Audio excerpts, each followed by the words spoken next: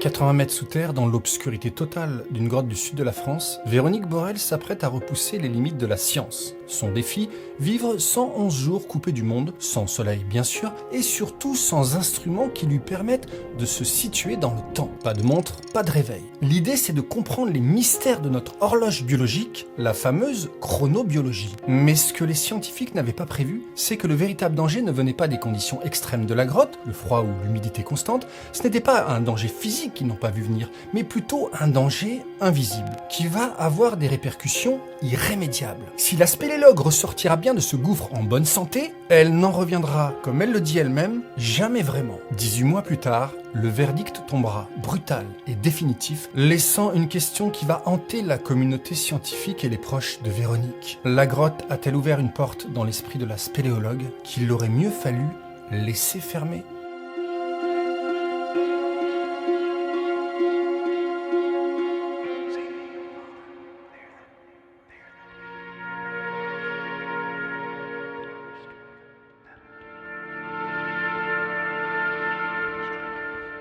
Véronique Borel était le cobaye, un cobaye consentant. Le véritable instigateur de cette expérience était Michel Siffre, un spéléologue, pionnier français de la chronobiologie dans la continuité des travaux de Jürgen Askoff. Siffre n'est pas un scientifique de laboratoire, c'est un homme de terrain, un visionnaire qui va transformer les grottes de l'Hexagone en laboratoire. En fait, il va très vite comprendre que la vie sous terre peut permettre d'étudier notre fonctionnement biologique interne. Son idée fixe, savoir ce qu'il reste de nous quand on se retire du monde et qu'on n'a plus aucun rapport avec l'extérieur. La première expérience qu'il va nommer hors du temps va se dérouler en 1962. Alors qu'il n'a que 23 ans, il s'enterre pendant 2 mois sous le glacier souterrain de Scarasson, sans aucun repère temporel. Et là, c'est le choc. À sa sortie, il pense être le 20 août, alors qu'il est en réalité le 17 septembre. Après son propre succès en 1962, Michel Siffre veut prouver que ses découvertes ne sont pas propres à lui-même. Mais pour mener ses expériences avec la logistique que cela nécessite, eh bien, il faut forcément des fonds. Siffre a alors l'idée de fonder l'Institut français de spéléologie,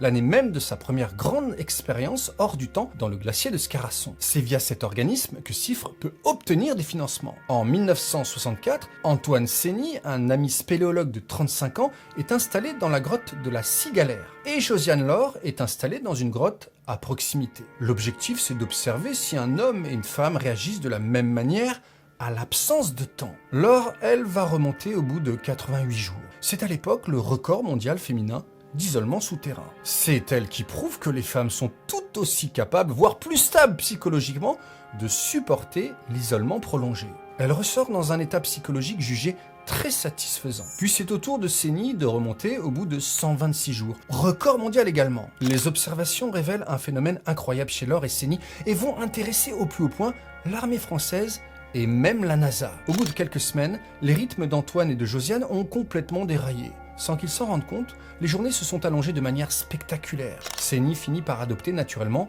un rythme de 48 heures, restant éveillé pendant 36 heures d'affilée en pleine forme et dormant ensuite pendant 12 heures d'un seul bloc. Mais ce qui est le plus fascinant, c'est que Seigny est persuadé de vivre des journées normales de 24 heures. Quand il remonte à la surface, il pense être resté beaucoup moins longtemps. Il a littéralement perdu plusieurs semaines de vie dans sa perception mentale, tout comme Laure. L'expérience révèle aussi autre chose. Contrairement à l'expérience de Siffre en 1962 et de Laure, celle de Seigny met en lumière la fragilité psychologique d'un séjour prolongé sous terre. Au bout de quelques semaines, il a commencé notamment à souffrir d'hallucinations. Il raconte avoir vu des objets bouger ou avoir entendu des sons étranges qui n'existaient pas. L'isolement sensoriel a commencé à transformer la grotte en un théâtre d'ombre pour son esprit. Seigny aurait dû être un signal d'alarme que les scientifiques, notamment Siffre, en chef d'orchestre, ne vont pas analyser de plus près et ne vont pas prendre la mesure de la gravité de ce qui s'est passé. Les résultats de cette expérience restent donc dans le cadre de la chronobiologie, sans jamais vraiment explorer le cadre psychologique. Les expériences vont donc continuer.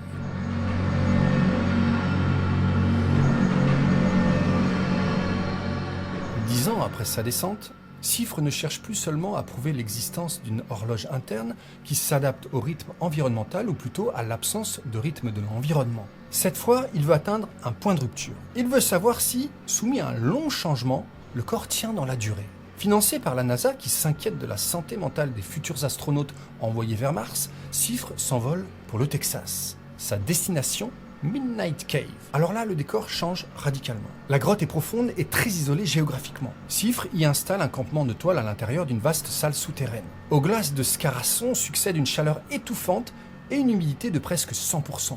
Une équipe de surface est prévue pour se relayer 24 heures sur 24 et enregistrer les données que Sifre transmettra par téléphone. Pulsation cardiaque, température corporelle, début et fin des périodes de sommeil, entre autres. Il y a une règle stricte, définie comme un mantra inaliénable. Personne ne doit jamais lui donner l'indication sur l'heure réelle. Le 14 février 1972, il s'enterre pour ce qui restera l'expérience la plus longue et la plus traumatisante de sa vie, 205 jours de solitude absolue. Et vous allez voir, ça va être costaud. Sous terre, la machine humaine s'enraye de nouveau.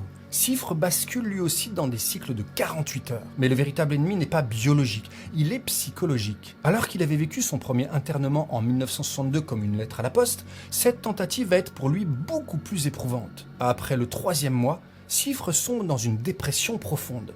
Il n'a plus rien à lire, plus rien à faire. Il passe des heures à fixer les parois de la grotte ou à consigner dans son journal des pensées qui l'effrayent lui-même. Il écrit qu'il veut mourir, que le silence est devenu une torture physique. L'isolement sensoriel est tel que le moindre événement prend des proportions démesurées. Et un événement notamment va montrer à quel point son état mental s'est dégradé. Après plusieurs mois de solitude absolue, le cerveau de Sifre commence à chercher désespérément un stimulus vivant. Un jour, il repère une petite araignée qui a tissé sa toile près de son campement souterrain. Pour le chercheur, ce n'est plus un simple arthropode, l'araignée devient l'autre. Et pour tromper sa solitude, il va tenter de l'apprivoiser. Il commence à l'observer pendant des heures. Il lui parle. Il finit même par essayer de la nourrir en attrapant des mouches ou des insectes qui s'égarent près de sa lampe. Dans son journal de bord, il note ses comportements comme s'il s'agissait d'un compagnon d'expédition. L'araignée devient le seul fil qui le relie encore à la notion de société. Mais quelques jours plus tard, le drame va venir d'un excès de zèle. Sifre veut aider son ami.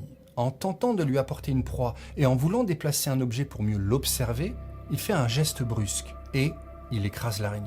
Ce qui aurait été un non-événement à la surface, ou en tout cas quelque chose de pas du tout traumatisant, devient une tragédie absolue sous terre. Sifre ne se contente pas de regretter son geste, il s'effondre littéralement.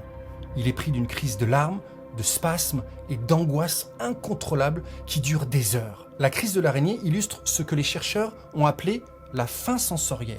Faim, F-A-I-M, le besoin viscéral de sociabilité, même reporté sur un arthropode. À cet instant, l'homme de science n'est plus qu'un homme nu, brisé par l'absence d'autrui. Lorsqu'il remonte enfin à la surface après plus de 6 mois, le constat est sans appel pour la NASA. Si le corps peut s'adapter à des rythmes aberrants, l'esprit, lui, finit par s'étioler.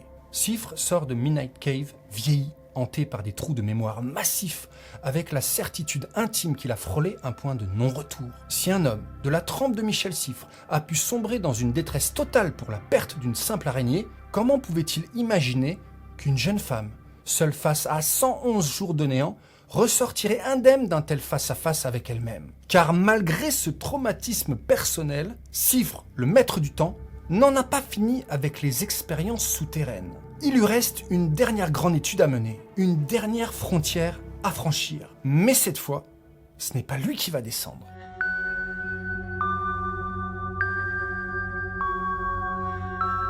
« 16 ans passent. 16 années durant lesquelles Michel Sifre analyse ses propres cicatrices psychologiques laissées par l'enfer du Texas. Mais l'appel des profondeurs est plus forte que le traumatisme. En 1988, il décide de lancer une ultime mission, la plus médiatisée, la plus ambitieuse aussi, l'opération Vivre hors du temps. Il ne s'agit plus seulement de survivre, mais de quantifier chaque battement de cœur, chaque variation hormonale. Et pour cette mission d'une centaine de jours, il lui faut quelqu'un de solide, une personnalité capable d'endurer le silence et la solitude extrême.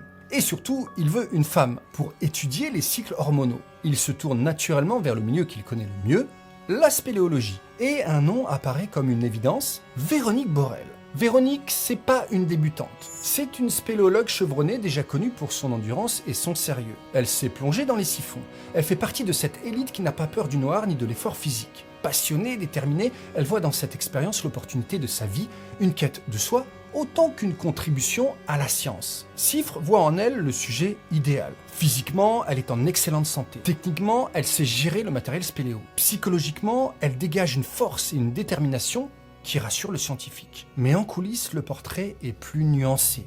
Véronique possède une sensibilité extrême. On le lit d'ailleurs tout de suite dans les premières pages de son journal. Dès les premiers jours, elle est à fleur de peau. Elle cherche peut-être dans la grotte une réponse que le monde des hommes ne semble pas lui apporter. Cette réponse, Siffre ne semble pas en avoir, en tout cas cerner les contours. Et même s'il a pu déceler des failles chez Véronique, de toute façon, il est trop tard. Il ne peut plus reculer. L'expérience est lancée, l'équipe de bénévoles est en place, EDF a tiré une ligne électrique sur 2 km pour aller jusqu'au fond de la grotte, le Conseil général de l'Aveyron et la ville de Millau ont également attribué une subvention conséquente. Donc plus le choix, Siffre, le chef d'orchestre, reste en surface, Véronique, le cobaye consentant, descendra à 80 mètres sous terre. Le 10 août 1988, elle s'enfonce dans les ténèbres de la grotte de Valanègre, dans l'Aveyron. Petite remarque, le nom vient du patois occident et veut dire tout simplement le Vallon Noir. Véronique laisse détail important son compagnon Francis avec qui elle est depuis quelques années, dont elle est profondément amoureuse. Francis Le Guen n'est pas seulement son compagnon d'ailleurs,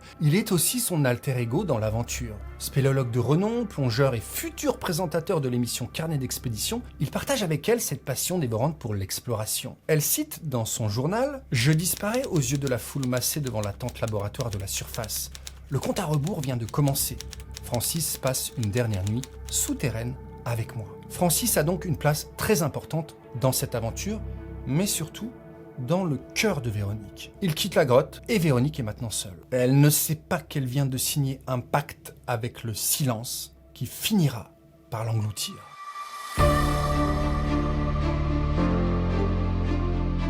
Le début de l'expérience ressemble à une parenthèse enchantée. Véronique organise sa vie dans sa tente high-tech, entourée de capteurs et de livres. Elle effectue des prélèvements, répond aux tests de l'équipe de surface via un téléphone sans cadran. Mais très vite, la réalité de l'isolement sensoriel fait son effet. Le vendredi 12 août, soit seulement 2 jours après le début de son expérience, Véronique écrit ceci dans son journal. « Je croyais pourtant subir moins de pression une fois dans le trou, et comme je suis entêté, j'ai horreur de sentir qu'on me contraint, même d'en haut. En conséquence, je suis d'une humeur exécrable, surprenant au bout de 2 jours. Son carnet de bord sera une succession d'énervements, de tracas, de luttes permanentes avec la surface, avec tout le monde et surtout avec elle-même. Le premier mois, au niveau biologique, l'horloge interne de Véronique explose. Comme Sénie avant elle, elle perd pied avec le temps terrestre. Elle mange quand elle a faim, bien sûr, dort quand elle tombe de fatigue. Ces cycles s'étirent jusqu'à 30, 40, parfois 50 heures. Pour elle, les jours s'enchaînent sans nom, dans une lumière artificielle qui finit par l'agresser en permanence. Au 2e mois, l'enthousiasme laisse place à une mélancolie rampante. Dans ses carnets, elle commence à tutoyer le vide et ses peurs. Elle écrit « Ce rêve au cours duquel je vois Francis me rejeter me laisse un méchant sentiment d'angoisse, de peur, de désespoir. Le silence va devenir un poids vraiment trop lourd pour elle. » Elle confie d'ailleurs à l'équipe de surface des doutes de plus en plus sombres. La solitude n'est plus une expérience, ça devient un calvaire, une cellule dont elle n'a plus la clé. Elle attend les appels de Siffre et de ses assistants comme une drogue, le seul lien qui la rattache encore à l'existant. Elle écrit encore des lignes et je vous ai sélectionné un extrait qui m'a bien marqué. « J'entrevois ce que pourrait représenter l'horreur de l'immortalité. Car tout compte fait, si je fais abstraction de mon allié et ennemi charnel, elle parle de son corps, je suis purement et simplement dans l'éternité. Je vis dans l'infini, car je ne sais pas en situer le début, et j'ignore tout de sa fin. Le temps sous terre n'est pas divisible, et il est incontrôlable. Le dernier mois va devenir un calvaire psychologique. Véronique est épuisée, son corps est bien là, mais son esprit semble être parti quelque part ailleurs, dans une autre dimension. Elle souffre de ce que les psychiatres appelleront plus tard une désocialisation profonde. Pourtant, elle tient pour la science, pour Siffre, pour le record, pour Francis, surtout pour Francis. On le voit quasiment à toutes les pages, elle en parle, elle le dessine, elle écrit son nom, il est extrêmement présent. Dans les derniers jours de son journal, elle écrit « Je hais ce moment, je hais cette grotte, je hais tout le monde, et moi en particulier. Ici l'enfer, c'est moi. » Les derniers jours vont être très durs. Le 23 novembre au matin, Siffre l'appelle et lui dit que l'expérience va toucher à sa fin. Elle doit donc se préparer à remonter et reprendre le rythme de la surface. Dans son journal, tout va bien. Elle retrouve le bonheur et surtout la joie immense de retrouver bientôt Francis. Elle écrit donc « Alors voilà qui s'achève et cela va disparaître. J'aurai entrevu le fardeau de l'éternité et cherché en vain la clé du temps.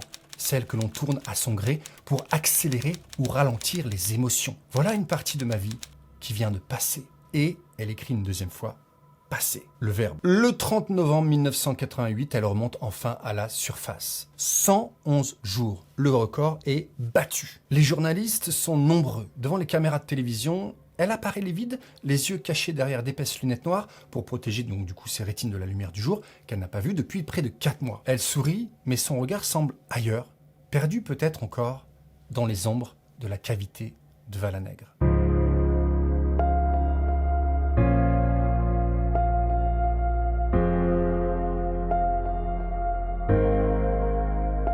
Véronique Le Guen, alors je dis plus Borel exprès puisque vous allez comprendre juste après, devient donc une héroïne médiatique. Mais dans ses interviews, on sent qu'elle semble être une femme brisée. Le retour à la vie normale est un second traumatisme pour elle. Le bruit, la foule, la vitesse du monde extérieur lui sont insupportables. Elle va publier donc un livre, Seule au fond du gouffre, qui n'est plus d'ailleurs édité et que vous pouvez trouver uniquement en occasion. Ce livre, il va être comme pour tenter de refermer la plaie, mais la grotte semble quand même l'avoir gardé en otage. Francis, lui, il a compris tout ça, alors il l'embarque dans ses aventures pour lui éviter l'immobilisme. Il se marie comme pour sceller ses retrouvailles. Véronique Borel devient donc Véronique Le Guen, et c'est ce nom qui restera. Mais la spéléologue, elle se sent, je cite, en complet déphasage psychologique, où elle ne sait plus quelles sont ses valeurs, le but de sa vie. Et quelques mois après le mariage, le couple semble vaciller, il bat de l'aile. En tout cas, c'est ce qui se dit. 1 an et demi plus tard, le 18 janvier 1990,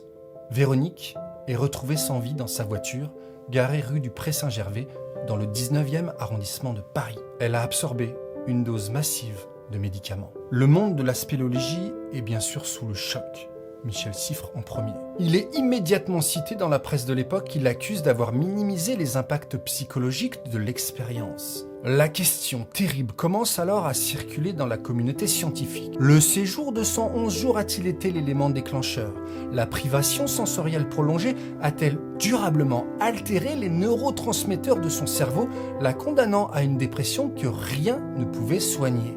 Ou bien la grotte n'a-t-elle été que le miroir grossissant d'une fragilité qu'elle portait déjà en elle? Siffre balaye en bloc cette hypothèse. Lors d'une interview en 2021 pour Live Aveyron, je vous mets le lien dans la description, Siffre s'exprime sur l'expérience. Il n'y a pas eu de découverte, mais cela n'a pas servi à rien. Les résultats se sont ajoutés aux autres données statistiques. Puis il évoque les autres expériences d'avant et les suivantes. Les gens ne se sont pas plaints. L'isolement n'était pas le problème le plus important. C'était surtout de supporter une sonde rectale H24, d'avoir des électrodes sur les yeux, de subir des tests psychologiques, la prise de tension, la température, etc., etc. Puis, quand le journaliste lui demande si l'expérience est responsable de ce qui est arrivé à Véronique, Siffre réfute catégoriquement. Pour lui, rien à voir avec l'expérience. Et l'homme de science, l'homme traumatisé par son araignée, rejette la faute sur un problème de couple. Siffre ne reviendra jamais à Val-à-Nègre. Véronique, elle, est peut-être morte d'avoir vu ce qu'il y avait au fond du temps, un vide que la science ne pouvait pas combler. Ma réflexion, qui est tirée d'un tout petit peu d'expérience, c'est que seul l'amour peut rivaliser avec le temps en cristallisant l'émotion de l'être dans l'instant présent. Et le problème de Véronique, c'est que cet amour avait disparu. Pourquoi donc continuer encore à exister dans le temps? Je vous laisse avec cette réflexion. Je vous remercie d'avoir regardé cette vidéo. C'est un sujet passionnant. Il y en aura d'autres, des sujets exclusifs, des histoires qui n'ont jamais été racontées sur le YouTube français, ni d'ailleurs sur tous les YouTube. Donc abonnez-vous pour ne rien louper de ces histoires. Ça va être passionnant. Je vais vous laisser avec un petit bonus de fin. Et en attendant, bien sûr, comme d'habitude, je vous embrasse très fort. Je vous salue bien bas et je vous dis à très vite pour une prochaine vidéo.